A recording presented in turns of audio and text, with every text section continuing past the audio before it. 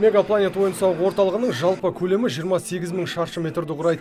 Ғимарат өрт талаптарына толық сәйкестендірілген. Атап айтар болсақ, мұнда 69 өрт сөндіру гидранты бар. Сонымен қатар 28 эвакуациялық есіктер орнатылған. Бұл іштегі адамдардың қауіпсіз жерге әп-сәтте шығуына мол мүмкіндік береді.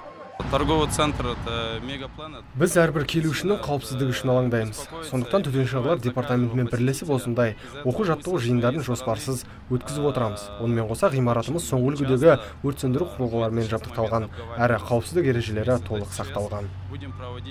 Аталған оқу-жаттығу жиыны қазір қала бойынша өткізіліп жатыр. Басты мақсат өрт сөндіру техникаларын сынақтан өткізіп, жеке құрамның жауынгерлік дайындығын тексеру. Департамент басшысының орынбасары Нұрғали Жүнісовтың айтуынша, барлық бөлімдер тосыннан келген апатқа сақадай сай екен. Бүгін адам көп жиналатын объектілерде өрт сөндірушілердің өрт сөндіру тактикасын нығайту және өрт болған жағдайда адамдарды қауіпсіз жерге шығару мақсатында өрт тактикалық жаттығулар жалғасын табуда.